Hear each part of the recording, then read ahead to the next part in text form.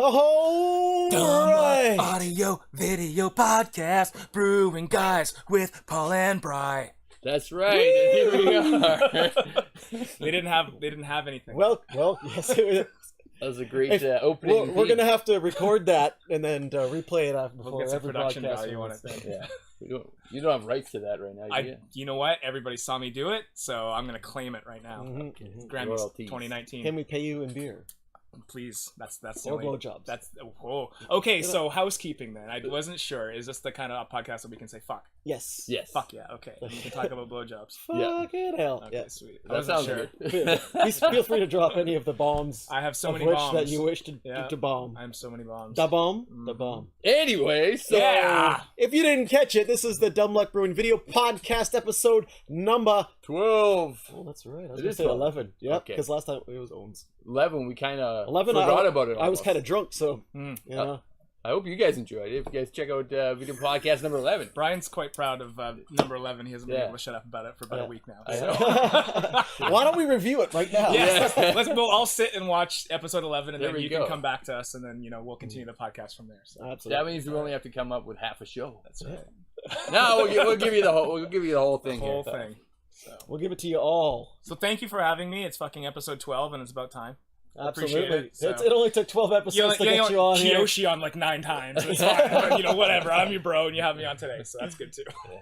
Well, I mean, we had to make sure everything was polished and shiny and it's and very wonderful polished. for you. So yeah, it's fantastic. I appreciate it. The seat is warm. Yeah, that's nice and warmed up. The cat, fantastic. I think, was actually curled up on it there. I feel it. What do you think of the set here so I actually far? dig it. I think it's cool. I think I can totally see Paul was kind of walking me through what the brewery is going to be and stuff. And he's got some stainless steel down, and Paul's a dreamer. I could see him DMing me through, dungeon mastering me through his brewery setup.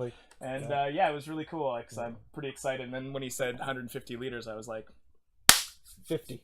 Oh, 50 liters? Yeah. But we could do 3 batches. That's still 50 liters of beer. So did you see how I got disappointed when I actually remembered it was 50? Yeah. 50 is crazy. So. But I mean, we all saw some bottled on the side and back. Yeah. So You see that pile of bottles over there? I've been super good with not drinking lately, so. And then speaking of drinking, what's our drink today? Oh yeah. Okay. Well, that's the thing. That's what I'm drinking. Shall we hammer over to the drunk cam? The beer cam. There we go. I have Pabst Blue Ribbon. It's a hipster beer of choice.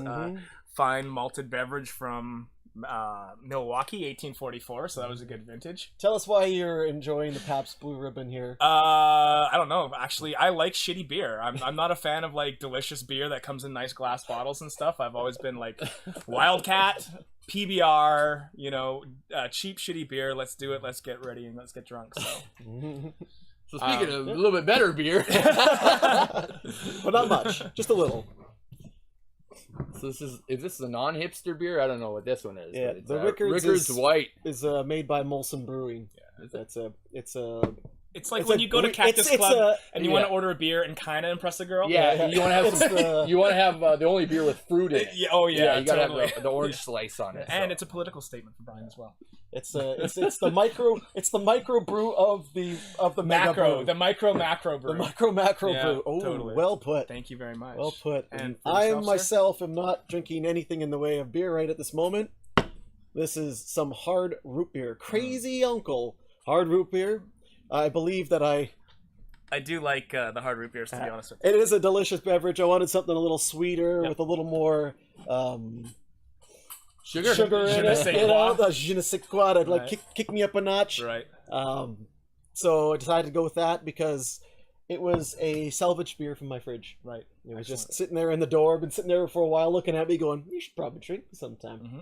And tonight's the night. Nice tonight, and you know what? It tastes just like root beer. It does. You don't even notice the vodka essence in it. No, they're delicious. Have you had the other versions of that? There's Boxer does one. Boxer. Mike's Hard does one. Mike's Hard. Coney Island, I think, is another company that does one. They also do a Sprite, a malt liquor with Sprite beverage. This man knows his hard root beer. What's your other hobby? Drinking? What's my other hobby? I have several other hobbies, Brian, and perhaps we can discuss them tonight. Oh, right, perfect. Oh, what a segue was that, hey? Well, one could be root beer, so. One could be root beer. Yeah. Midgets, we could talk about that. I'm here all night. So speaking of midgets, Yes.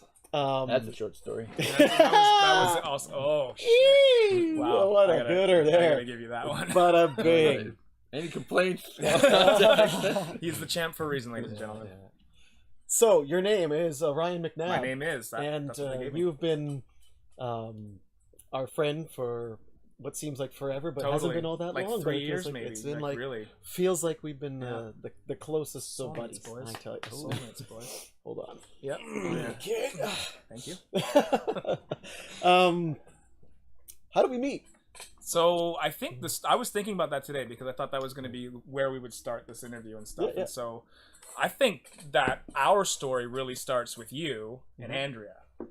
So This is true. If you're looking at it as a collaborative story, you are the nucleus of Yeah. all of three of us All of sitting. it. Well, yeah, essentially. I mean, and Brian's sisters. So Yeah. for those that don't know, who may not know, Brian has a sister, Brian has a sister, and we Paul, did at one time date. Paul and Andrea Yeah. were in fact an item. So Mhm. That's way back in the day. so how long ago was that then? 20? No. Getting on to 20 years ago? close to 20 years Yeah. now. Oh. Really? So you were like kids, like Yeah. Well, Junior Brian high was in school, high maybe? school. You're in Yeah. grade 9. Yeah. And oh really? yeah, and you're my age, so Yeah. Yeah. I just graduated. wow. Yeah. So that's crazy. So yeah, you're literally looking at like 22 years, 23 years maybe. Not quite that long, but yeah. Wow. About 20 okay. years, yeah. Yeah, it doesn't feel like it though, exactly, right? Like yeah. that's the whole thing. Yeah, I met Brian when he was an annoying So brat little what brother. was your first impression of Brian when you met him? Like when Brian comes out wearing his like Power Rangers underoos or whatever. Okay, it is, you know, so- wasn't that young? No, I know. That's Actually- exactly what I'm talking Actually, about. I can't skip Power Rangers. Did Yeah. I was Go-Go Power Rangers all the time. What's Yeah. Anyway, so what was your first impression of Brian when you met him? Who's doing the interview here? I'm just curious. I'm just curious. Sorry. You can ask me what my first No, impression there of we your go. first impression. No, of Brian. Brian I thought was I feel so judged. yeah. No. Because I was there for the sister, and he's Right. knocking on the door, being like, hey, Yeah. hey, and he still does that. Yeah. That's crazy. Because he's just a good guy, wants to Yeah. get to know you. Yeah. But at the time, I was like, it's annoying. Mhm. Yeah, and then Andrea was all like, "Brian, get out of here!" but then it swapped, Yeah. and Andrea became the more. Like you were like hanging out with Brian more. It's very true. Really, hey? Yeah, just started. it's Really, just sort of. Yeah. Your sister Andrea, we right? love you. Yeah, We love you lots. No, I meant because I'm super awesome. Oh, Yes. okay, sure. Yeah, Nice save. Yeah. So, yeah, and that's how That's I cool. just started like getting to be real tight with this guy, Yep. and You guys were have been buddies? have been ever since. So then, for me, Mm-hmm. to get back to talking about me, finally, Mhm. I met Brian through Craigslist. It was a Misconnections ad. It was somewhere down near the bottom, about the SkyTrain bathroom. Yeah. What happened was I'm a musician, and I've been a musician for a good part of my life, off and on and stuff. And I was looking for a band, and I don't know if I placed an ad or if you'd placed an ad that I responded to, but we just ended up connecting. He gave me a call. It was an ad. I actually still have it on my phone, on my email. I think I should try to Yeah. dig it up and actually. I think I might have looked at it Yeah, way back. And yeah. It was so funny. 'cause I Throw it think up I on- put out an ad. Throw it up on the Bone State Rebellion. We should website. actually, yeah. But yeah, and it's funny because the first time I ever spoke to Brian on the phone was when we were kind of like, "Hey, I saw your ad, blah blah blah." I was actually at the Dairy Queen, which is right across the street from Kaboom right now. Mm-hmm. So it was like foreshadowing, big like circle kind of thing. But yeah, so we kind of talked back and forth. I think I'd sent you something I was working on, and you had a SoundCloud page or something like that with a few little ideas for the Brian Hoffman project. Yep. And Still out there. Yeah. Still I out don't there. recommend checking it Yeah, out. no, whatever, Some old stuff. And and then we just met, I think, at a Boston Pizza with the other drummer that we were working with kind of at the time, and then we had brought Scott in afterwards. And Actually, that's I'm kind of just curious about the Boston Pizza. It was like a very Yeah. like an official meeting. it was the official meeting. You Yeah. were like it was almost like I don't know. I A felt job interview. yeah, it felt like almost kind of you wanted to be in a public place just in case like shit went bad or something like that. It was like, no, I'm not coming to your house, or you're not coming to my house. I want to meet you in like Awesome. neutral territory. So, but yeah, and then that's how we kind of started the band. So, and then the first time I met you, I was racking my brain. I don't honestly remember the first time I met you. I just remember you being there and like Suddenly this giant presence. present. Yeah, Yeah. it was probably going to be one of the first shows we played, I would say. So maybe Actually, what was our did you come, first like show? the Olympia? The was our Olympia, yeah. was our first show. I was there for that for Yeah. sure. So that's probably honestly where I met you for the first time. Probably. Yeah. Ah. Buddy. Yeah, buddy, pal. So it's just weird how like random people just kind of intersect and meet, and that's what it is. So And that's kind of like the big part of like the Vancouver music scene community. Everyone knows everyone. through, Yeah, it's so some incestuous, ad everybody's- or whatever. yeah, Everyone's been in each other's bands. And, yeah. I've been in a hung lot. each I've other's been in a groups. lot of bands. So. And that was another thing for me too. Is I used to always want to be in a lot of different bands, and then like this has been the only band that's really stayed the constant. Yeah. Ever since then, so. When did you start like get into music? Like what? Yeah, how'd you get I was into always super interested in music from a very early age. Like, so like I have a close family friend. Like he's basically my father. Like Bruce, you guys met Bruce in the summertime. Yeah. And he and my mom used to date, and he was a fabulous musician. He is a fabulous musician, like probably one of the best guitar players I've ever heard. And so growing up very young, when they were together, like music was always in the house, guitar was always in the house. Like my family as well, like on my father's side, my grandfather, all of my uncles, on my mother's side too. My uncle Colin plays guitar. You know, like everybody's interested in music, and it was always really around the house. And I always wanted to get into band. I always wanted to get into school band, but we didn't have a lot of money when I was growing up, so my mom could never afford to, get me. I wanted to play the trumpet or the violin or something like that, but we could never afford to get one. So in like the 6th grade, our music teacher started a ukulele program, and ukulele was like $20. Yeah. So I got the ukulele and I became like obsessed with it. And you stuck to 4 strings ever since. I stuck to 4 strings ever since. Yeah, absolutely. So, played drums here a little bit in high school and out of high school. And the only reason I got into bass is because I had a bass. A kid owed me some money, and I got the bass. And I was the only one of my friends that had a bass. Everybody else had guitars, so I just kind of became the bass player. So. You learned at an early age how important the bass player is. Yeah, it was pretty rad. I love it. It's my favorite instrument. I can play a little guitar. I like the guitar, but I love the bass. It's just, for me, that's what I was meant to do. So yeah, that's kind of how I got into it. Yeah, It's a beautiful story. Well, thank you. Absolutely. Thank you. So I didn't realize the depth, how far music permeated your family. yeah, I didn't really realize that. yeah, That's really, really So, cool. Yeah, my grandfather was a drummer in the Navy, and all of my uncles played guitar. Like my uncle Darren learned to play the piano by ear, played the cello. They wanted him for the Royal Victoria Conservatory of Music. He taught himself to play so well. So. Whoa. But no, he was super talented, and I just kind of grew up around it, and I always wanted to do it. So I just kind of, my mom got me my first electric guitar when I was probably 15, and I just became obsessed trying to learn. I think that's right about the same time I got mine. Yeah, that's about the age, right, where you're Yeah. either gonna become like a soccer player, jock guy, or you're gonna like get a guitar. So Yeah, for me, yeah. it was a guitar. And I Listen to Nirvana and totally try to learn to Nirvana, copy Nevermind, Green Day, Dookie, the Weezer Blue album. I learned how to play guitar by trying to master every song on those albums. So. Oh, so you guys are you got both the taught by ear Yeah, to play guitar. yeah. I've never taken a lesson. Oh, Yeah. oh, this guy just sit on the shitter and play guitar. That's what for you do, hours man. and You hours. just Best do it. acoustics in there. Yeah. It's called multitasking. That's Yeah. right. So yeah, that was my story with music. That's beautiful. Mm-hmm. And you're big into all records and stuff like that too. Yeah, you got yeah. a killer. I love vinyl. I vinyl. loved collecting vinyl. I haven't so much because my record player is unfortunately under weather. Mhm. But and it's also it's a love, but it's an expensive hobby. So Yeah.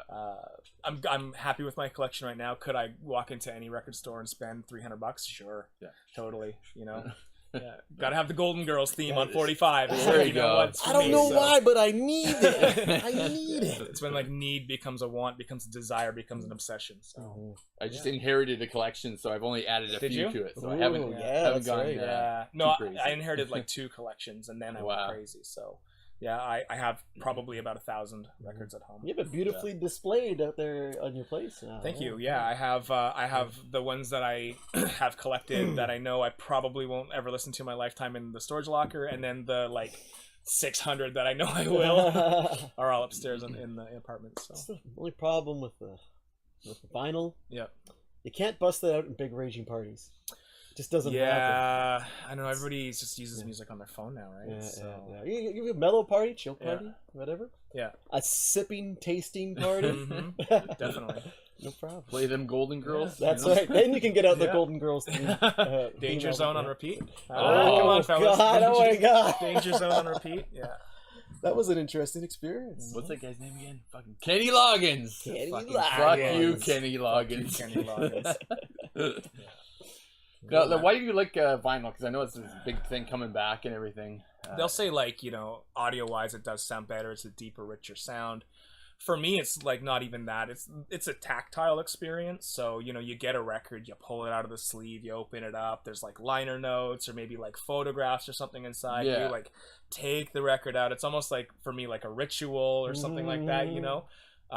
It's a different smell. You put it on, you like drop the needle. It's just an experience, and so it's like making a gourmet dinner. You got I guess just right. sure. You know? Like just like it's a tactile experience. It's like you feel it, you touch it, you sense it. So yeah, and they're bigger, they're cool.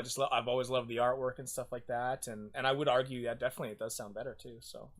It's like a warmer, richer tone, and you get that like kind of crackly crackle, pop. Yeah, truly analog You experience. know? Yeah, it's totally vintage. But I didn't get it at first. Why so many people were into vinyl? But the same thing. Once you get a record that's this big and you open it up and actually you got song lyrics, you got posters. You got all sorts of different. It's a lot more real estate. Like you're not just getting a piece of music. You're getting all the artwork. You're getting an experience. Together, okay. You've got two framed in your apartment right now. I so do. I got some records are AC/DC arts, and Pulp Fiction one up there. That's pretty sweet. I have like picture discs and stuff, and all sorts of interesting things. So it's just not a lot of people.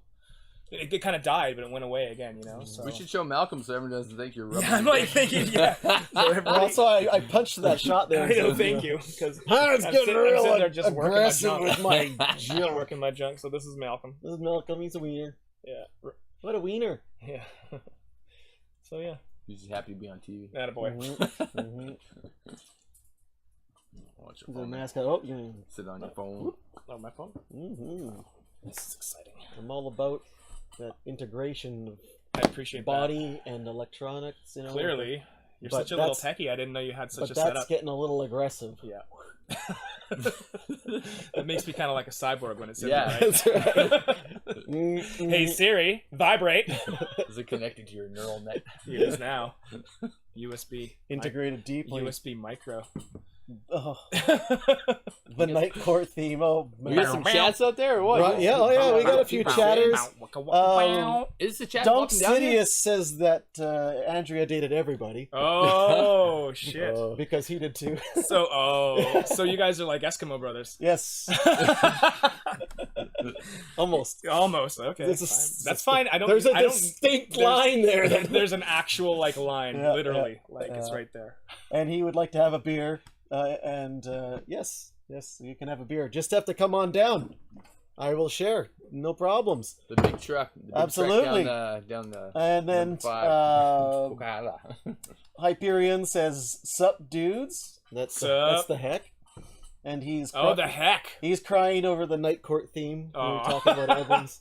Or Golden Girls, because I said Golden Girls, right? No, wait, Night Court. Night Court, yeah. I was talking about what's Night his Court. name? Died. Harry Anderson. Yeah, Harry judge the Hat. from Night Court. The judge, and he was Richie Tozier in it, which I loved him in. I just totally snapped. That's fine, and I didn't even flinch. I was like, I was like, bink. So involved in this face, just putting your attention on me for once. So there you go. That's fine. There we go. Got it.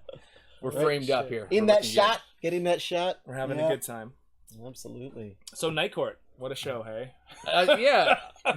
Are we gonna start? Yeah, let's talk about Night Court because you know what? We need to spend 20 minutes on Night Court. At least because. What year did Night Court come out? I don't know. 87? No, maybe earlier than that. Yeah. They went for like 5 or 7 seasons. I know we're gonna back get... in the day, I'll be like if you the crack checking 5 guy. seasons, you're a miracle show. Oh, you're syndicated. Yeah, you're on it was like- forever. So amazing. we're actually gonna get into the Yeah. Night Court. I want to get into Night Court. We're gonna talk about Night Court. Look deeper. Dunk says that it's probably the 70s. No, He's got his money on the That's 70s. way too. Night way too Court, early. remembering what's the name? Oh, Richard said, or Hyperion Keep doxing the boy. Yeah. He says 84. 84. Yeah, that sounds about. I'm pretty sure he was on the Google machine faster than you. Season 9 was pretty much 92. Yeah, so no, we're only going to talk about Night Court season 9 from now on. Okay? That's what like came the up later first. years. Like, that might have been 84, 83 then if it was season 9 and 92. We'll let he can be our searcher guy. That's right. If you guys have any information that we're missing, through Hyperion over there. you can fact check. Hyperion, please be our fact checker. Check us on all our bullshit here. We appreciate it to umpteenth degree. Who's your favorite guy in Night Court? Who's my favorite guy in Night Court? I want to say John Larroquette. I want to say Dan, the lawyer there. Dan? He was like a sleazy womanizer dirtball, dude. yeah. But then also you gotta like Bull, like Richard Mole. He was like the bailiff because he was just kind of like guy. Yeah, totally. So I don't know why I know so much about Night Court. It was great. Yeah, great show. Yeah, it wasn't one of my favorites. To be honest. Had Sullivan, the chick, the lady. Oh yeah, the Christine Sullivan. Christine Sullivan. Yeah, with like the 80s feathered hair for days. That was actually character name. I don't know what her real name is. Also, no, Marky Post was her actor name. Okay. This is the weird thing that you guys don't know about me is I have like this crazy insane catalog of like dumb shit from like the 70s, 80s, and 90s that I cannot. If I knew, I knew this. Yeah, no, you. But I'm telling the lovely. Oh, the audience, all the viewer that you have. Viewers. No, all the viewer. Yeah, all one of the viewers. No, that I just have this weird catalog. If I knew as much about pop culture as I knew about like anything else, I would be a millionaire. I swear to God. I'm the same way. I can remember a quote from a movie from with Arnold Schwarzenegger from 1989. But it makes no difference at all. So we just have to apply that same skill to jiu-jitsu, and you guys will be unstoppable. That's the thing, totally, right? You know? But absolutely, I wish my body knew as much pop culture as I could know about jiu-jitsu. Jiu-jitsu, the ever-learning process. So we've been talking for about 20 minutes, and we haven't mentioned jiu-jitsu yet. It's amazing. Wow, okay. Funny how I threw that segue in. right in there. It's like, for those of you out there that have the over-under on that. The fucking ratings were going in the Night Court, and they're like, who fucking cares? No way. We are getting some serious integration here. We got like 3 comments during that Night Court discussion. So what do you guys think about Cheers? Don't get me started about Sam Malone. Sam Malone. What a pimp. Also, Hyperion's bassists are best. And he would know. Yes, he would. Yes, we are. So rock on bassist all the way. Bassist for life. Oh, yeah. Yes, so I hear there has been a great deal of challenge that you've put yourself under recently with the jiu-jitsu in your life. Copa Katana. Yeah, Copa Katana. You went into a training camp. I did. I took 2 weeks off of work, so all I did was... Let's go back. How far... When do you actually start your jiu-jitsu? Oh, yeah, so we can definitely talk about that. So as we became friends and we started palling around, I knew that you were like a super lifelong martial artist and stuff, and I used to do it. You yourself? Or? I was, but I didn't for like a long time. I kind of did nothing physical for a very long time, and was always really interested. I always loved UFCs and stuff. My jiu-jitsu journey actually starts when I lived in Abbotsford, and there was a specific time in my life where I was like, I needed to do something in my life, and it was going to either be art, getting back into art, possibly becoming a tattoo artist, or getting back into music, playing bass again because I hadn't done it for a decade, or getting into Brazilian jiu-jitsu. And there was a guy who probably still does. His name's Don Whitehead, I believe, and he runs a school out in Abbotsford. And so I was kind of talking to him back and forth, figuring about like what the fees were going to be, blah blah blah. And then around that time, I was shopping my portfolio around to a tattoo shop, and I was kind of like, yeah, you should come, you should draw here, stuff like not tattoo, but like kind of apprentice and stuff. And then at the same time, I found a band on Craigslist that needed a bass player for like a cover band out in Mission.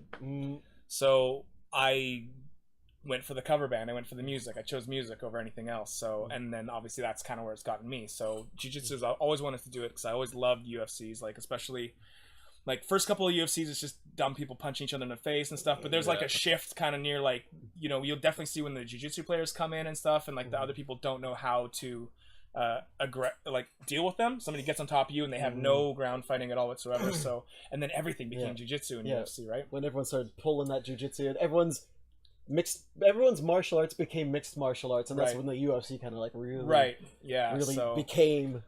I loved it when the fights went to the ground and not a lot of people could understand like what's going on, and I was like, wow, this is so fascinating to me because I'd only ever done striking martial arts. I did taekwondo and karate and stuff myself like that. as well. Yeah, exactly, right? So I think this is kind of how you and I kind of bonded too, because we have a similar background. So it's true. It's true. It's like, that guy's cool. Yeah, he he's likes all to right. punch people. I like him. I do. That's right. You know, in a controlled environment. In a very controlled environment. Yes. Yeah. I did a little competition then too, and But you just started. Sorry, how long ago for jiu-jitsu? for jiu-jitsu, was, yeah. So that was a part of it. Like you got into it, he got you into it, and I was always like, man, I don't have time, I don't have the money. And I think I don't have even the bugged you a energy. bit, and you you're did, like, yeah. yeah, And I was like, good. yeah, whatever, okay. And then we did that self-defense course that he did for one day, and it was at the old club and stuff, and I met Ray and I met Kabir, and I was like, wow, like I saw the community and the family and everything, and it was just a fun day, and I was like, yeah, I could probably do that. So I signed up for they had like a introductory like $20 thing for like, I don't know, 2 weeks or something like that, or a week, and 3 classes. yeah, or 3 something, 6 classes. It was or 3 something. classes, and I said to myself, if I can do 3 classes in a week, then I can justify going to it. Like if I can make the time to do it, because I was just always saying like, oh, you don't have time, like making excuses why.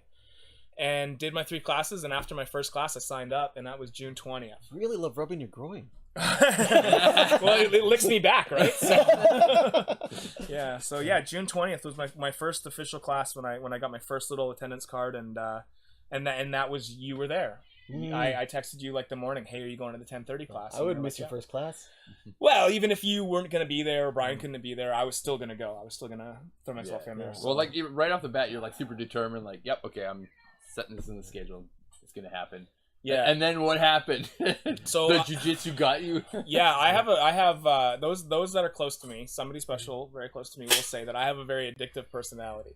So I like something, I grab it, I obsess over it, and I just fucking like won't let it go. So it's like, you know, dude, it was dumb. At one point in time, it was like unsalted Lay's potato chips. You know, it's just like weird stuff. I become obsessed with Lay's, so I became obsessed with jiu-jitsu like really quick. But then, man, it became so like an emotional kind of thing for me, like mental thing for me. Like it was hard, but yeah, it's been the best thing I've ever done for myself. And so since June, I've cut 30 pounds. Woo! And Nice.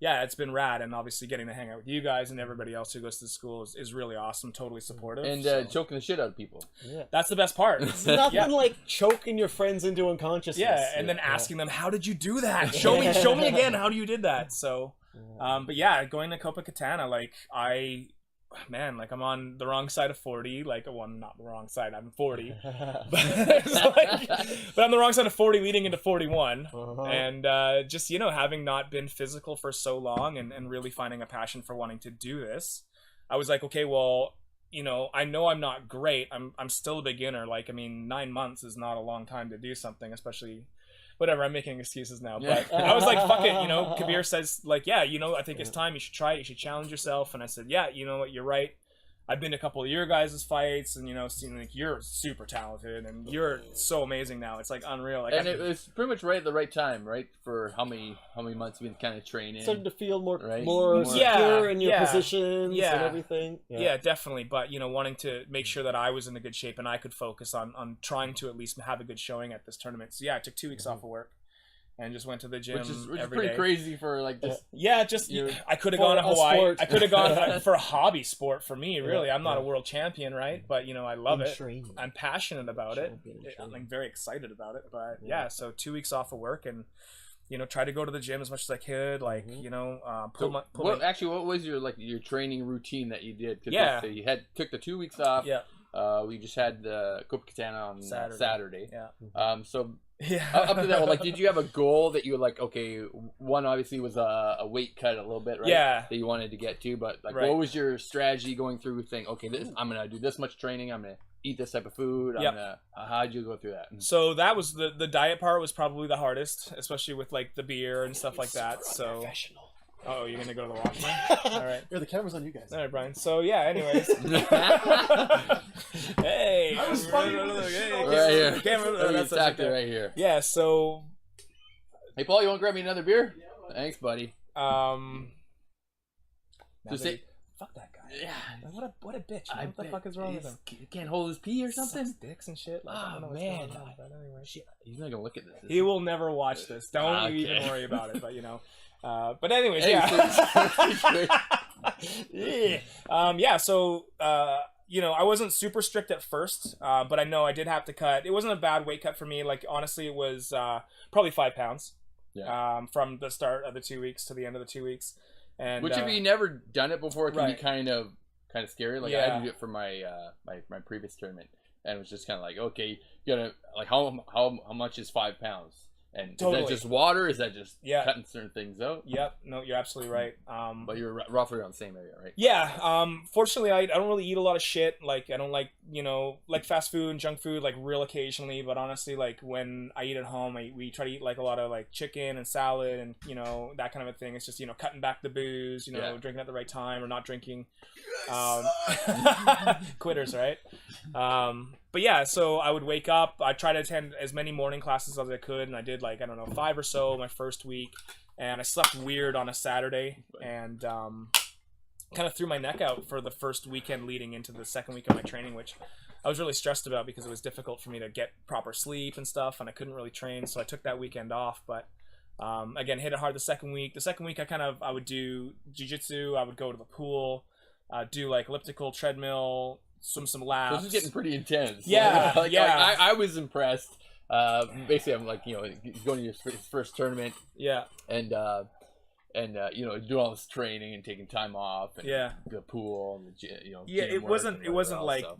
I would be able to do that every time, but just for this first time, I wanted to get into the right mind frame and everything. And and diet wise, like I would have, like a small breakfast, a light breakfast, a lot of protein shakes, a lot of like meal replacement stuff, and again, like, broccoli, fish, broccoli, chicken, a little bit of rice here and there. Like, we eat really clean anyway, so I wasn't really concerned about that. It was just, keeping off the junk and the shit. So leading up into Saturday, like I wasn't nervous at all. Like honestly, were you using your your musicianship, playing on live stages, kind of? That's totally the thing. Like when we got out into the bullpen and stuff, and I saw everybody there from like, there was like, I don't know, maybe 400 people there. It was a big tournament. Yeah. And how big the actual like fighting surface is and everything. And I was like, I wasn't nervous until the minute I actually put my foot on the mat. Oh. Because of the music thing. For sure. Oh, really? Yeah. But I've never had an issue with like public speaking or anything like that. So yeah, we the night before we got to hang out and kind of like release a little bit of stress. I needed that. Yeah. And, no. A little bit. Yeah. So no. Petting your dog.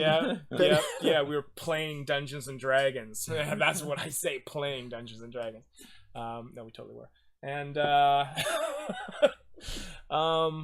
yeah, I went out there and my thing was I really wanted to be aggressive. I wanted to be first. Like I was talking to Bronwyn about it, and she's like, go for the takedown. And I'm like, yeah, I do. I didn't want to sit there and have a guy paw at me and I've watched the fight a bunch of times, and I know kind of where I could have done better. But the guy was heavy, and the guy I think was way more experienced than me.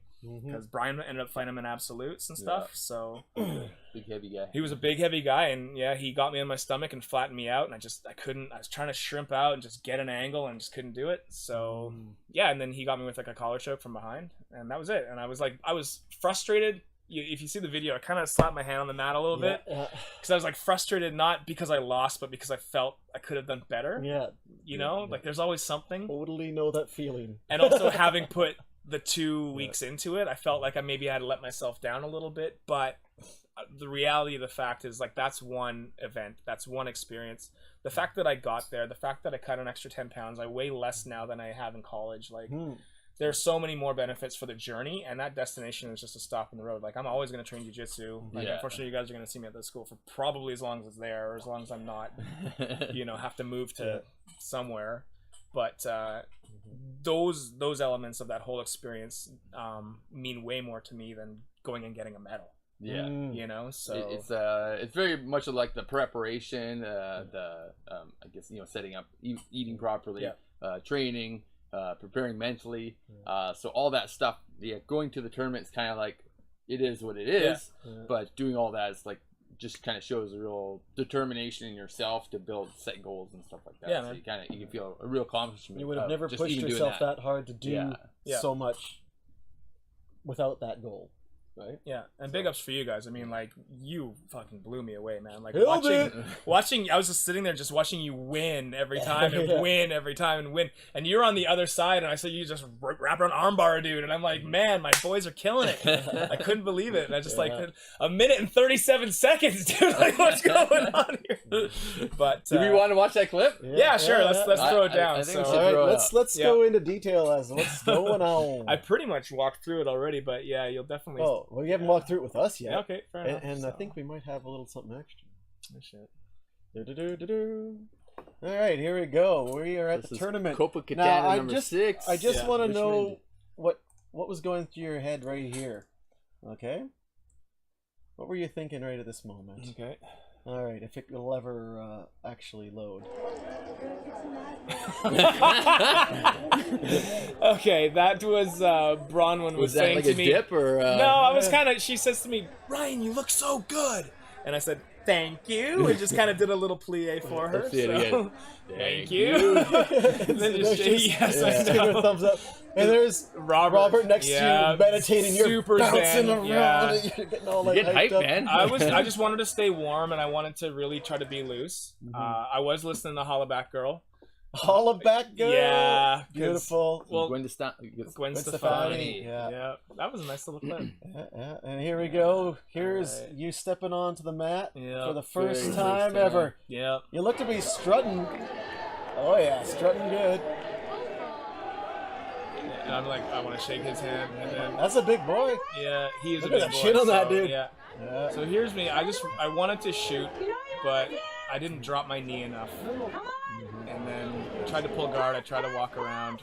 Oh, that he just caught you with the Yeah. inside hit. Yeah. Definitely, he's got some guard retention skills there. That were Here I didn't feel uncomfortable. Like he was trying to sweep, but he didn't feel strong. Like I still felt like I had a good base here. Yeah. I couldn't get a grip on him, and this is my thing. I'm like really trying to push out or get a grip.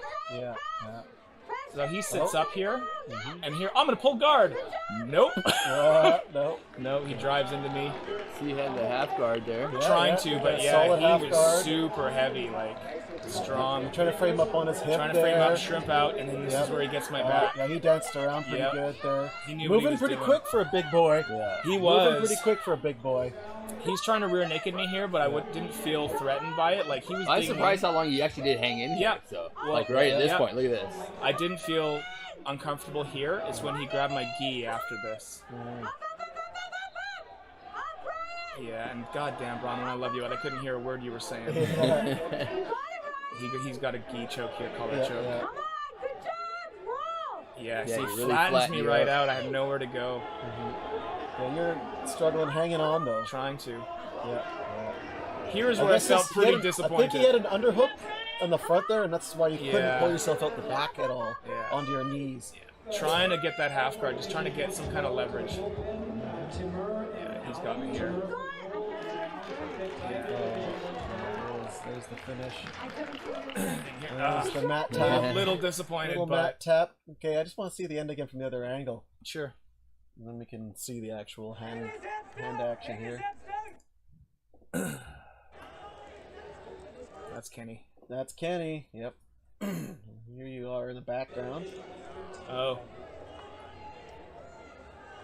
Okay. He's fighting to really get that rear naked on you, but he was, but honestly, I didn't really feel it. It was tight, but I had my chin under, so I was okay Yeah. there. I was really just trying to figure out like how am I going to get up onto my knees again? How am I going to try to get out? Yep. And he's hunting for it. Yeah. I think he was almost thinking about a bow and arrow there. No, he had the wrong hand in. No. So when they had me flatten that, I could not. Yeah. So he's trying some weird Yeah. kind of reverse Ezekiel thing or something. I Yeah, don't know. like it's trying for the rear naked, but your chin's in the way. It's Yeah. just not really there. Right, so Yeah, he's got the he lifts underhook me here. up and he grabs my so- my. but you're fighting that lapel. grip on Yeah, there. Trying fighting to, fighting yeah. it hard, pulling it down. Yeah. Just trying to grab that. He's trying for a collar choke, but you're He's got it. defending it. He Yeah, grabs it right there. yeah. I'll see, because you Yeah. you let go of one hand, so Yeah. I didn't have both hands in there. But Feeding it through.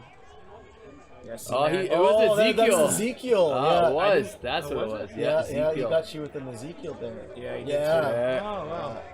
You can't see it because it comes from Yeah, behind. no. Here comes See, the I slap. thought it was my own. Yeah. I thought it was my own lapel he was choking me with. So. No, it was his Interesting. his sleeves. Yeah. Interesting. Well, good for that guy. Yeah. Good for that guy. You know what? Great for for him. the process of going through all that, and I mean, he's survived. You could say, "Hey, I survived." Was a minute. Minute 37. minute Or whatever. That's 37. my official time. I don't know if that's like the official It time. seemed longer than that. Just Yeah, but you know what? It was. I don't know. Is Kabir watching or no? It was a great experience. Oh, you yeah, know? in here? No. I'm just saying. Yeah. Aw, thanks. Oh, Ernie Carrot Yeah, says, thanks, Ernie. wicked effort. That's he's Yeah. the best guitar player I've ever seen in my entire life, and the best one I've ever played with. So. Oh, fantastic. Yeah, you know We'll what? have to have him on the show. Well, I would love to have him over on this side that he could be in the show. So, Mhm. yeah, you know, like no regrets. Now it's like, okay, I've done it. Feel good about the experience. Don't care about the result. I feel good about the experience. I feel good about the process. Why the fuck would I put myself through that again? You know, like you're a beast. You're a beast. And you're a beast. I'm not competitive by nature. Like I do jiu-jitsu because of the strength, conditioning, cardio, He says it now. social. He I says say it now. However, Yeah. if I, and that's a huge if I was to look at competing against it, I'd really want to make sure that I have more basics, because you know what, that's the thing with the white belt division. It's people who've been in there for like a month. It's people who've been there for like up to 2 years, maybe or 2.5 years. I right? was like almost 3 by the time I got my blue belt. Right? Yeah, So, exactly. yeah. So, you know, that's a large you know discrepancy of time for a beginner. But like, and it's crazy because you don't know what you're gonna get. We're talking about that on the last show. Basically, with competition or in class, in your school, you kind of know everyone's moves, what they kind of like to do, how your game plan's gonna go. With this guy, you've never rolled with him. You don't know what's coming up. Nope. And he had a lower center of gravity. He was kind of a little heavier and stuff. It's like, you know, I was like, wow, I'm surprised you weighed in at 208 with your gi. Like, some people feel so much heavier than they look. Robert's like that too, actually. Yeah. Like, I was like, wow, when Robert was in my division, like, no offense to Robert, he's a wonderful guy, but I always figured, because when I've rolled with him, he feels so much heavier. You know, I thought he would be in like the 208 and up to 220 and stuff, but he's like, no, he weighed in the same that I did on the day at 199. I was like, wow, what the fuck? Like, our bodies are built so differently. Like, you're like 168, right? You don't feel 168 when I roll with you, man. It's crazy. So feel lighter? No, you feel heavy. What are you saying? I'm heavy? Yeah, you're a fat piece of shit. Oh my god! Jesus. So yeah, that was Copacabana, and then we went to Wendy's, and Yeah. I ate so much bacon, and Yum, yum. yep, and then we had a few cocktails, and it was great. I'm still on my post weight cut binge. Are you? Yeah, Yeah, still binging. No, I had a day or two, and then Everything I see, I want to eat that. Yeah, I had chips today. I was like, that looks good too. Yeah. But then I got to stop that because it'll Bunch of just. Cadbury egg thing, it'll mini eggs. cascade. Ate a bunch of those. Marked down Easter candy Yeah. still. Well, I must say, Ryan, I was super impressed with your Thank you, performance. thank you. It's really clean, and I know how you feel, and I know what it's like when you're not. You don't feel like you performed up to what you expected, Right. right? But in the next few weeks, coming months, whatever, you'll learn new skills, and you'll suddenly the pain of the defeat will pass, and it'll become like, you know what, I feel like I've got better skills now. I feel like I can do more now. I got, like, you know, you'll start to see yourself hitting things you want to hit more often, and escaping things that you were thinking of more often. And you also have this focus now where you're like, man, when a dude is sitting heavy on me and laying on my whatever, and like when they're like this, I couldn't find my way out of that situation. Yeah. And then you'll be challenging yourself and putting yourself in that situation and working it, and then suddenly you have a whole new skill set, escaping from flattened out on your belly. Yeah. Boom. Well, I Suddenly, definitely know I need to work on that now. yeah, so. exactly. You didn't know that before, though. Yeah. It wasn't even come in your mind that would be something you'd need to. I'm never going to get in that position, or you just never thought about it. Yeah. Right. But it'll happen, and then it's like, now, oh, no problem. It's like me. I got annihilated in the open weight category That night? that dude. Yeah. Oh, really? Dude just crushed my life out of me, and I didn't know. Well, I did know where I was at, but he was just spinning a top on top of me and attack. He's a couple weight classes heavier than me, But that hasn't been a problem in the past. I've been able to handle bigger before, guys, right? and I've handled bigger guys than him, and I've won. Right, but do we got a clip of that? His one? skills, I haven't watched it yet. You haven't watched it? Do you want to watch it? But he, I don't know if I could watch it. Yeah. Pause my bro. All I did was escape, right? And I can't tell you a critique of what I felt like was really why he defeated me so soundly, because I haven't watched it yet. Right. I guess maybe we're gonna watch that now. That's your call. I would love to watch it. That's no problem. We'll figure this out.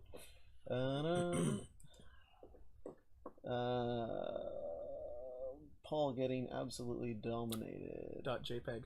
Yeah, and I believe it was my first submission loss. Oh, really? Yeah, he took me out. What did he catch you? Oh, it's a reverse triangle, I think. Yeah, he ended up with the reverse triangle. That's a nasty sub too. Here I go. But this is after your weight class. And you had already gotten a silver medal, right? Yeah, this is open weight. He's just a, I don't know. Yeah. He's a little bit bigger than me. He's real stocky dude. He's built like me, but a little taller. Yeah. He's got the same hairdo. Yeah, that's the power hairdo, man. If you really want to succeed in jiu-jitsu, you gotta shave your head. Fuck you. We went for that was the Bronwyn sweep. Yeah, the face plant. I was trying to avoid hurting my knee. I didn't want to do any twisting stuff. Yeah. But I was lazy, and I didn't get up quick enough. He got up quicker than me, pinned me down. Right, and he's got a nice wrap on my legs like here. A little baby here. Yeah, and he's got my he had my shoulder pinned to the ground by the collar. It's completely. That is pretty good technique there, though. Yeah. Trying to make some space though. You're doing a good job. I'm trying to listen to stiff arm to Professor Kabir. See, he just like cycled right over top of me. Here we go. Do it all over again. Get up onto my side. He's just pinning me to the ground. He's like doing this excellent job reaching across my shoulders, pinning my shoulders to the ground, keeping my shoulders flat. Keeping my shoulders flat.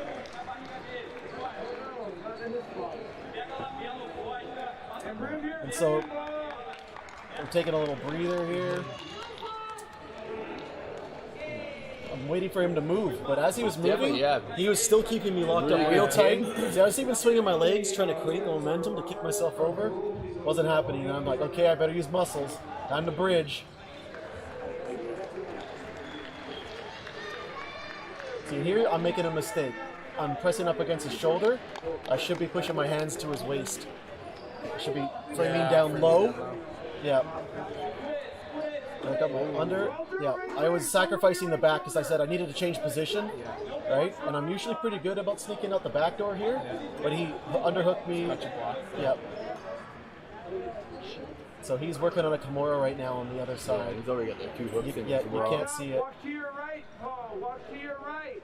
Yeah, so Coach Kabir said move to the right, so I tried, but then he just rolled me. All right, so back up again. We try it again. I escaped the Kimura. He's got half a hook in.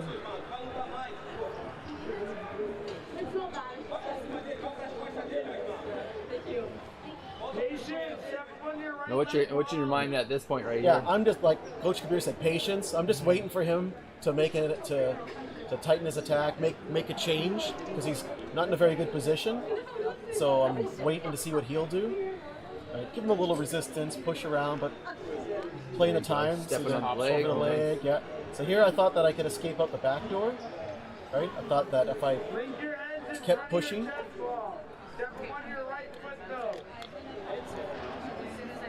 I didn't hear that. I want you to step up on your heart. Yeah, I didn't. I don't remember hearing. When you're that. in like a partial I triangle, you can't hear like, anything.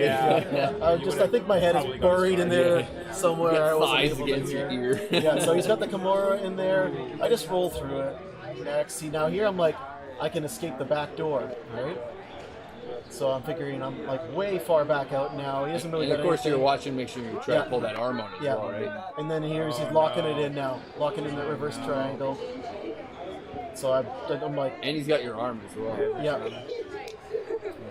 So I'm just like. Yeah,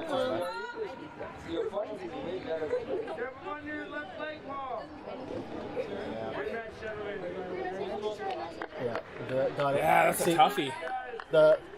What I needed to do here though, when he came over here, I should have been fishing this arm through beside my head to make the space. Instead, I was fighting to pop it off to knee, right, which wasn't working. So that's that. Deadly. Wow, you're But you still got silver. Yeah. For the other class or the other.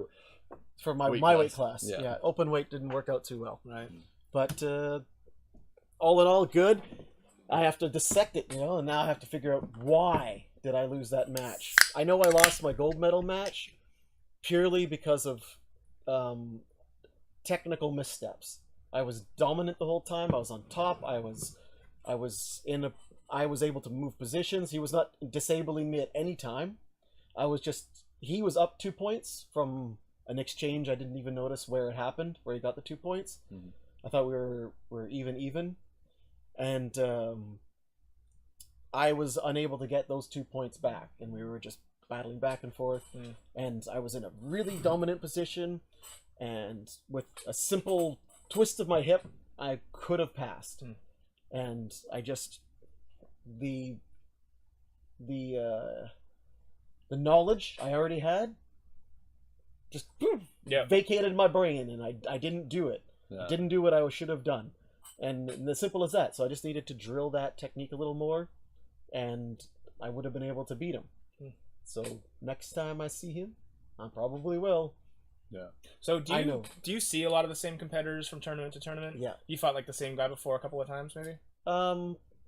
Yeah, a couple of times. What about you, Brian? I think they're all new. Like I've only been my third tournament, so I think they've all been pretty much new. Yeah. I mean, I still see people from other weight classes that I might have been in. People Like I was in a younger age group for my first time, so I don't really see those people. Now I'm in plus 30 or Masters now. Masters of the universe. Yeah, buddy. What kind of new beer we got here? Oh, we want to talk about that? The new beer. Yeah, the House Sound Lager. It says And, fucking brilliant. I've cracked There's the BC See what happens when you drink. backyard lager. Lock that guy out. Yeah. So first and last appearance on the Dumb Luck Brewing video podcast. Fuck no, for this guy over great here. time. It's a mouthful of words, that game. Yeah, well, it's all good. But yeah, that's it. That's generally it. That's what I love about tournaments. I'm being put in a situation with somebody I have no idea what their game is. I most likely would have attacked it differently, knowing that guy's strengths. Now that I've met up with him, I know he attacks much like myself, right? And so that knowledge allows me. I'm like, well, I got to use techniques and styles and things that I don't normally do. Like he's clearly had me on that. Like there was no time that I was aggressive. I was always on the defensive. If I had escaped out the back door, then it would have been a different story. I would have been able to attack, but didn't happen, right? But So, like as in gotta create more opportunities. not to make an excuse, but like you're also usually your game plans for getting taken down doesn't happen. You usually instigate a takedown, and circle, and you have that dominant control right away. Whereas you're kind of worried a little bit about your knee the whole time coming up, even the training week above. So like, did that affect you mentally going into that tournament? Like worrying about I was 100%. I was using the faceplant takedown, which I never use. I always go for some kind of toss where I land on top. Yeah, side and then control, I dominate from that position, right? I had to augment it, and I didn't hear myself yell, but when he pulled that single leg and took me down, I yelped because he pulled my knee. Oh no! And I had to sit there for a few seconds, let my knee calm down because I wasn't sure how hurt it was. Yeah. Right. So I was like, sorry, this is on this one right here. On that match right there. Yeah. Yeah. He came around, boom, yanked the knee, knocked me into the ground, and it hurt a lot. Right. But they didn't stop the match. It was all good. I was worried about that too. Like that about that if someone, if you make a sound kind of thing. Yeah, they'll call the match at blue belt level though. Any level. Yeah, really? Yeah. So I think there's an injury, the ref will stop it. Fair enough. Yeah, the ref actually commented on it after. He's like, "You okay? You okay?" I was like, whatever, right? Is it during the match? After after I the lost, match, okay. yeah. Oh yeah. And I was like, yep, it's all good. Because he heard me, but he didn't. Put up one of those pictures there. We got some awesome pictures of the after there. Which one's this All one? of them. They're all rad. Yeah. Look at those boys. Look at those Yeah. handsome devils. Yeah. Oh, Oh, look at little that. gif that go. There you Yeah. go. Oh, that's typical. There you Yeah, go. that's pretty sweet actually. Yeah. I like that. How do you? Is that an actual GIF or what? It's a motion photo. Like if you hold the button of the iPhone too long or something like that. This is from this guy here. Does that? Gotcha. I think you should, yeah, make, as of yet, you should make a GIF out of that. Yeah, we'll that's share pretty that rad. on our Kaboom post. That's Big Bri there getting his gold medal. Yeah, Well deserved. Yeah, it was crazy, man. I saw you just like fighting and then and then fighting and then and I'm like, holy fuck, Brian. He's like, winning all the he's wins. winning everything, and you were great. all too. of the like, wins. Oh, you know what? Do you want to check out? Yeah, let's do Brian Brian against the same guy that Oh, you against fought? me? Sure, yeah, why Just not? to see the difference. Do you want to see that, Brian? My losing match, yeah. Are you sure? You won everything else. Yeah, sure. Let's You watch okay? it. Let's watch our losing ones. Okay. Because this was You're making It's me where feel you better, learn the at least. most. the Oh, open but it's weight honestly class, where you learn the most. which was the same guy that you fought. Yeah, Yeah, same so guy. this is the guy I lost to. And look at him, he is a big boy, right? Yeah.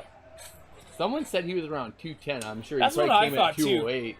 Because, man, like, he definitely didn't feel like me. Oh, that's just the end of it. That was it. Oh. All right, that's Brian's. All right, Brian's thank you. He showed up and he got his ass fucking handed to him. So, yeah. Did you just concede the match before it started, Brian? There, this is at least at some point in time during the match. Oh, I think I jumped in. This is my video, and I caught it kind of midway. So he's doing a. Oh, I'm passing what his is knee. that? Yeah, Yeah, I'm passing you're side doing control here. You're doing the Brandon pass, the Coach You B grab pass. the foot and then pull it Grab behind. the foot, your favorite. Working for that pass. Doing one right here, but see, the problem is watch this. I have that underhook, Yeah. and he's really grabbing a hold of, trying to pull me over. Yeah. And then Yeah. watch, I think he throws He me replaced in the guard there. in an overhook here. Yeah. Really For trying to a deepen that collar, yeah. Working to the inside, trying to open up that underhook again. Yeah, And he pulls and a yeah. sweep. You still have half guard. Which is okay because he's doing a lot of neck pressure. You'll Yep. see him really. He's put trying it to on. pin that Yeah. far shoulder to the ground. But see, he's doing the same thing he did to you, Yeah. and I just I don't let him basically keep that Yeah, tight on that one leg. You'll watch He's through like this whole slipping match. his Watch hand this. He's going under. for it again. Yeah, he's Going for slipping it his again. hand under to clear the ankle there, right? Yeah. Which should have been my time. See, I tried to bridge there and get back. It didn't work. He was very heavy. Yeah, he was Yeah. super heavy. Yeah. He's really good with the pressure. He's keeping hip to hip, and he's keeping weight on the cross shoulder. That's where all the pressure comes from. See, he's telling him to underhook. See where I'm trying to keep that my forearm inside, basically as a frame out. And I think, did he step out around that at this point? Yeah, Looks no, like he's still got trying it. to. Still got it. Yeah, but he's using that cross He over was the just doing. face. He had a nice crossbody cross face, position. Yeah. and he was dropping his shoulder right in my face. Yeah, there he like, goes, working for the 3/4 mount. Well, This that's is- just, I'm like, Yeah. ew. Oh, wow! Oh, He Against kicks it. right back out. Oh. He went backwards. See, I start doing a large frame here, like with a kickstand, Yeah. because I'm trying to hook that Yeah. his leg. Wow. Try to went for mount there, denied. He wouldn't have got points for knee on belly there, right? If you can hold it for 2 Yeah, 2 seconds. Yeah, 2 or 3 2 seconds. Yeah. Yeah. But he's dropping all his weight, which he had a really good, like he was fucking heavy on me. Like I'm like, okay, I tried to throw him this way and that way, but Yeah. It looks like he's passing it like. and now he's more- just dropping shoulder pressure into my face, which I'm Yeah. like, whatever. This is I've been there classic before. Lovato style. You're like, this is all day. Yeah. It's Gracie Baja though. All day. Oh. See, I tried to go Yeah. for a press there, but no, he was. Yeah. I mean, he was really far over me. I should have been able to, but his It's- length, he was yeah. really, Yeah. really You tall. cantilever it over, and he's also pinning your head so tightly. It's really hard for you to get a solid bridge. Yeah.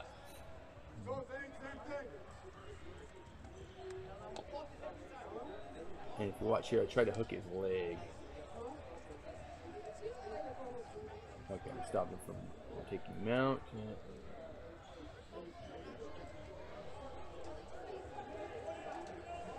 And I'm like, where's that foot? I'm trying to find that foot to hunting hook it. for that foot to hook it and pull it under. Yeah. Cause like I said, he was a heavy dude, man. Yeah, he was a heavy dude.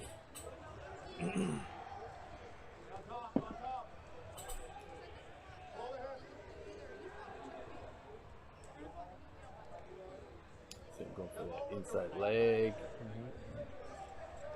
You almost got snuck But under. it's all he can do to keep you pinned down.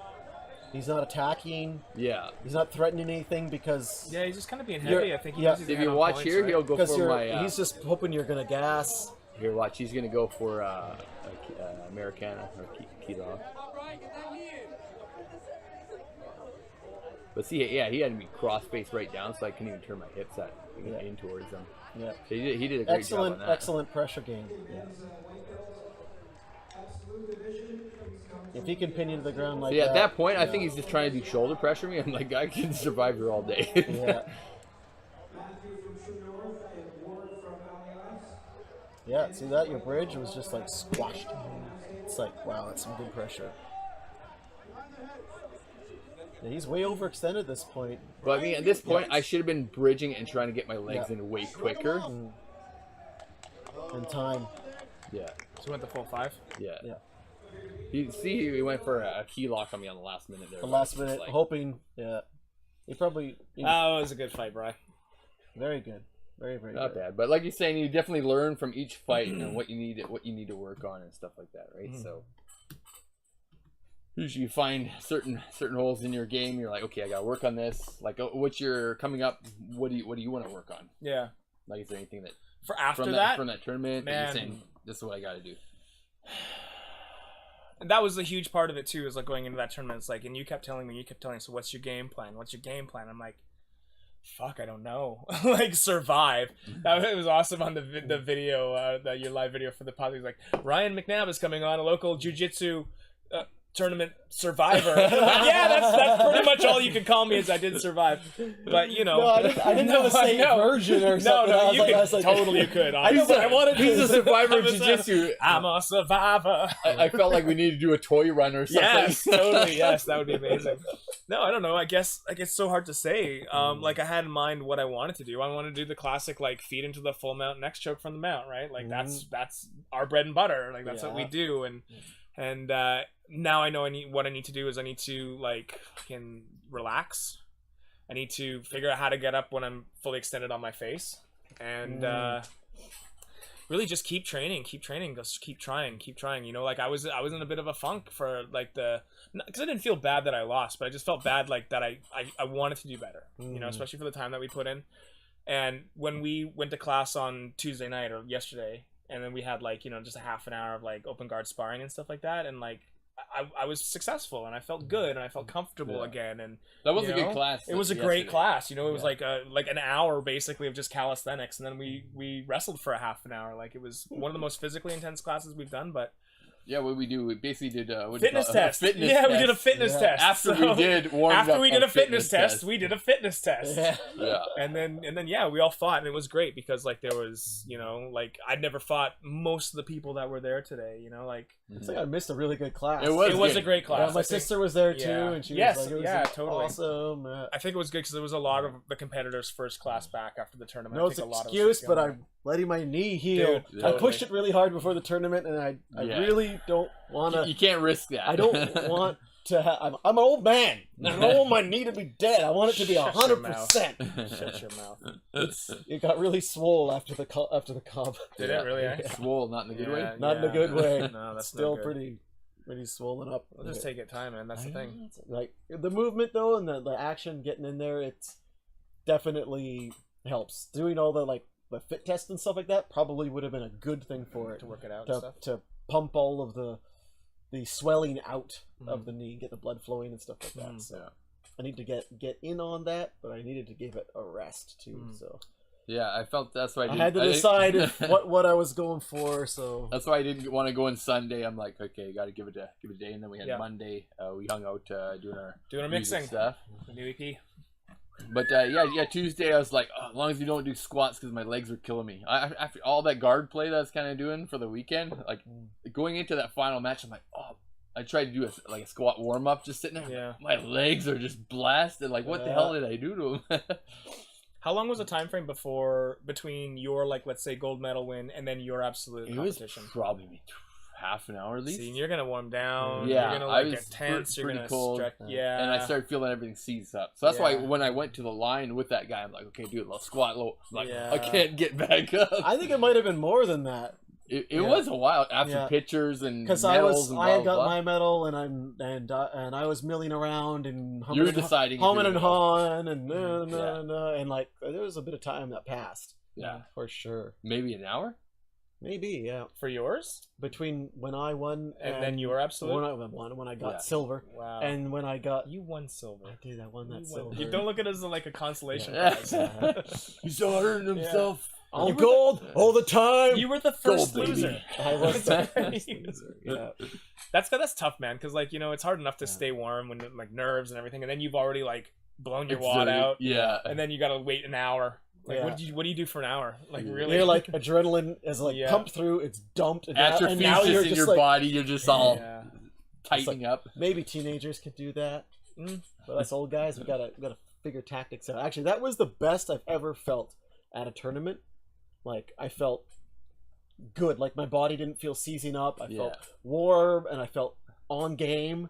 Like, I'm not sure what it was about how I managed my body or how the timing went, but it was just right. I think we had good training, and one thing was definitely, I think we did a last class on Wednesday. I think it was Wednesday, and we went in. What happened Thursday, the night before? No, we did the question Q&A. Yeah. So technically, we didn't really do anything in the Q&A on Thursday. So I had like 2 days. You guys came ready to go, though. Yeah, we came ready to just full gi. Well, I expected we were going to drill things. Like we're going to say, "What about this?" And so okay, this is how we do it. Let's try that, and then drill it like that, like light and easy. But it was still like it totally worked out with I'm like having the 2 days off where you're not your body recovers. I felt like I had a great energy going into it. I felt really good physically going into that tournament too. So. It's all about the prep and my run around the frickin' building. Like ran away all the way. You took like a 5-kilometer run before the tournament. Did you? I was all jittery and shit. Like I was coffee, a little bit of nerves. But you always get nervous before a performance. Yeah, he used to get a he gets a little jittery.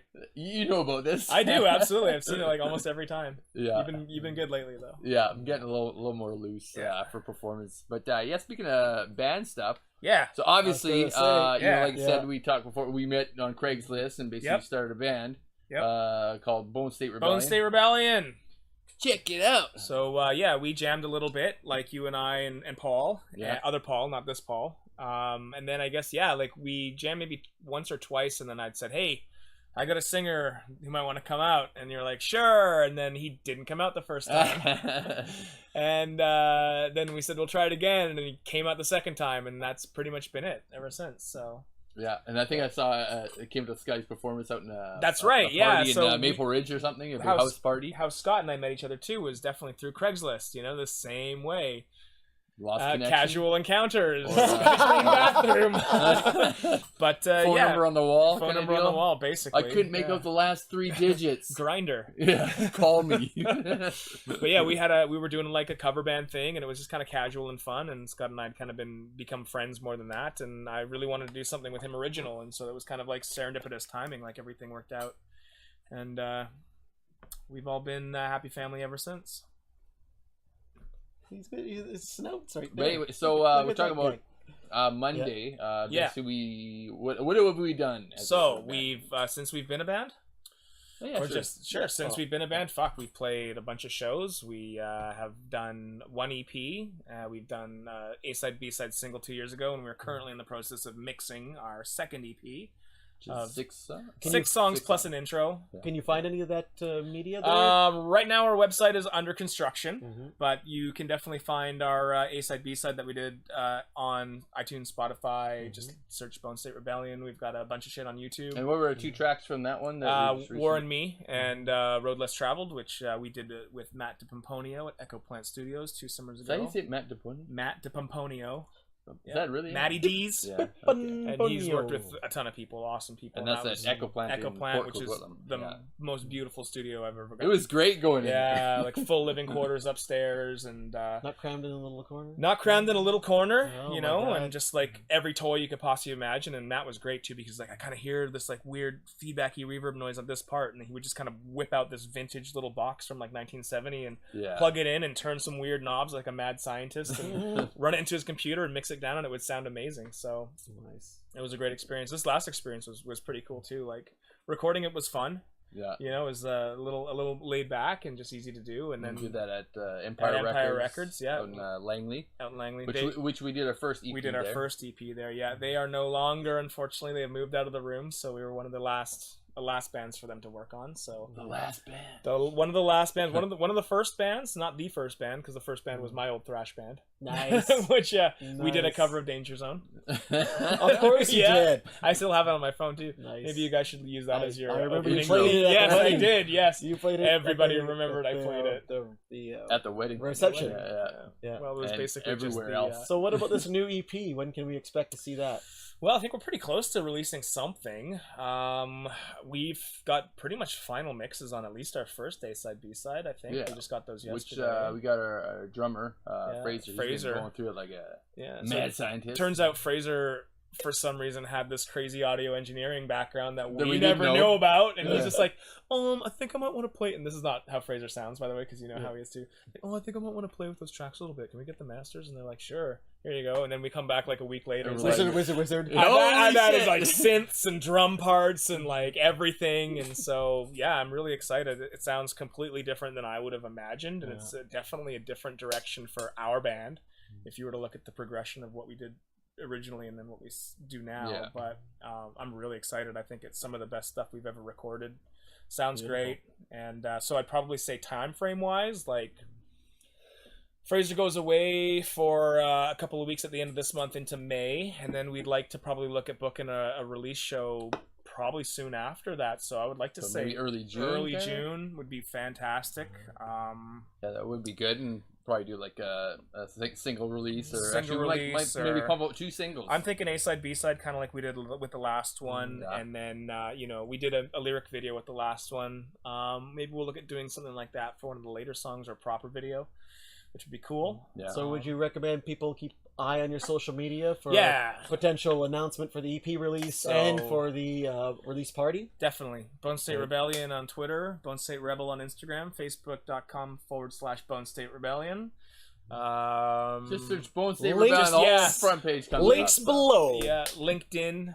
If you want to hire us at your office, sure. Reverb Nation. Reverb Nation. Yeah, I think there's. I don't even. Yeah, it's maybe got something on there still. So we got Instagram, Facebook, Twitter for sure, and Spotify. iTunes. iTunes. Yep, iTunes. Yeah. Smoke Signal. Hit up Morse Bone code. State Rebellion. Yeah, baby. All of the social medias. All that Bone stuff. State Rebel on Instagram, though. Yep, and if you want to play PS4 with me, it's Bone State Rebel as well. Oh, really? Yes, you can. If you like. I didn't know that. Oh, well, there you go. I don't have a PS4. Oh, well, you should buy one then. I do have a PlayStation. I need to buy one now. Yeah. So, yeah, if you like Friday the 13th and gay porn, then follow me, Bone State Rebel. Sounds good. Perfect. Yeah. All right, we've actually run over on time. It's been so much fun. Because it's been the best podcast ever. There we go. And I'm sure you agree. You're welcome for having me, guys. Yes. Thank you very much, Ryan MacNab. Thank you, buddy. It's been a pleasure. I love you. Absolutely. You too, buddy. Good to see you, buddy. Absolutely. And you too, Malcolm. Yeah. All right. Well, thanks for coming out. This is Paul. This is Brian. This is Ryan. Hey! And you're awesome. Peace. Take care. Whoop. I didn't have the bar. Oh, turn it the fuck off already! I stopped. You always forget the bar. I forget the bar, the closing bar.